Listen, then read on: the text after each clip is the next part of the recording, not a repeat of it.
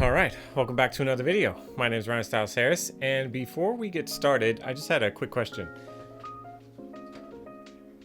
This is kind of like my next little thing I'm going to go out and have some fun with. I'm assuming most of you guys know what this is. It's a Legends car. This one is actually my dad's from many years ago, and it's the Bolink brand, but now I think they're being remanufactured as RJ Speed. Anyways, might have some fun with this tomorrow night, might make a video about it, might not really sure, but just thought I'd paint one up, make it look really cool like my other cars, and just go have some fun. Really simple car, and I think it's a great entry point for most people looking to get into RC. So enough about that, let's jump into today's video. Alright, so in the video today, I wanted to show you how to make that M17 over there charge wirelessly. It's pretty cool. I saw Kevin Abbott, the team manager for Trinity at Masters of Dirt. He went back to his pit table, sat his radio down on like a little tray, and then told me it was charging wirelessly. I thought that was the coolest thing in the world because I have many a time forgotten to charge my radio during race day, and you're up there on the driver's stand, and suddenly you start hearing the beep of death, and you just pray to the radio gods that your radio will last at least to the end of the heat, main, whatever. And then you go back and frantically charge it, and hopefully you're good to go for the rest of the day. So let's try and avoid stuff like that by getting something that's really cool and convenient so that anytime you go back to the pits, you just sit your radio down like you do normally, and it will start charging. A couple components that you need, I went ahead and linked them down below in the Amazon links. It's a charging base and then a wireless charger adapter or a wireless battery thingy. I don't know, you can look at the description there. Now, it's important to note that the one I linked, hopefully it's going to be the specific one, that there's two options for this particular connector type. It's a micro USB port, but it can be oriented so that it's pointed in one direction or the other. If you look at the item descriptions, you'll see what I'm talking about. The one that you need is the one that I've linked. I went ahead and notated next to the description the type, just in case Amazon changes those links for whatever reason. But I just want to stress that right up front so that if you're going to do it, you get the right one so that you can do this and follow along.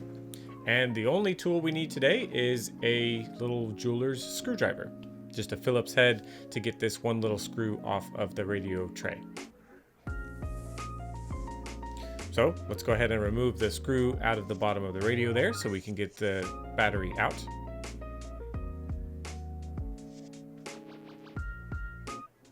Now, it is a little bit tight because the radio wasn't designed to do this. This is kind of like a retrofit.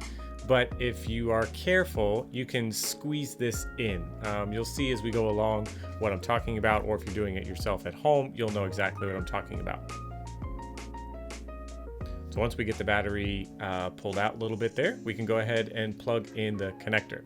And like I was saying before, this is the correct direction, so go ahead and plug it in there like so. And then it's just going to rest on the bottom of the battery. There's going to be plenty in the room in the compartment here once we put it all back together. So carefully, just take your time, make sure that you're lining everything up and you're not stressing any particular area too much because you don't want to break anything.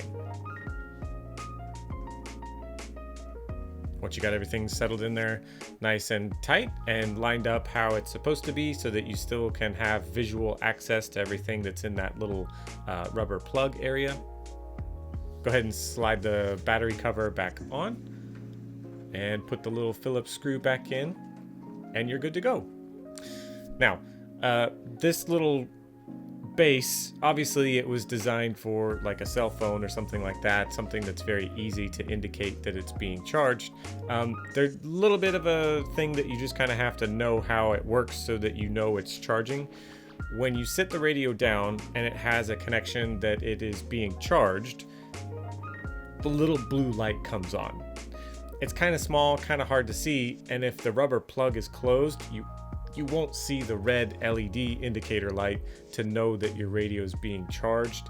And then as far as I know, there isn't any status icon that pops up on the LCD screen that I've been able to see to let you know if the radio is charging. So what you have to do is either look for the little blue light, or you can leave the little plug open and you can see the red light come on. Just as long as that little blue light is on, you know that the connection is made and the radio will be charging. So there you go. Easy as that. I thought this was really cool, and anyone can do this if you have a radio that's compatible with the connection so that you can have the wireless charging adaptive system plugged in like we've done today. I know that there's a couple different plug options on the particular adapter that I showed you guys. So if you have a radio that has some style of like cell phone-esque charging plug, hopefully you can do it even if you don't have an M17. If you don't have this plug style and you don't have this radio, sorry, I don't know if there's any other options for you guys out there. You might just have to upgrade to an M17 just so you can do a wireless charging setup. Hope you guys like this one. Like I said, all the items are linked down in the description below, and that's going to be it for this one. Thanks for watching, and we'll see you guys next time. Oh man, I wonder if an off-road guy really knows how to go in circles, because I have to give him credit. It's a little bit more complicated than probably what I'm thinking. It's been years since I've driven one of these things. Go out there as Mr. YouTube and watch. Probably finish last or something. Well, hopefully we'll have some fun.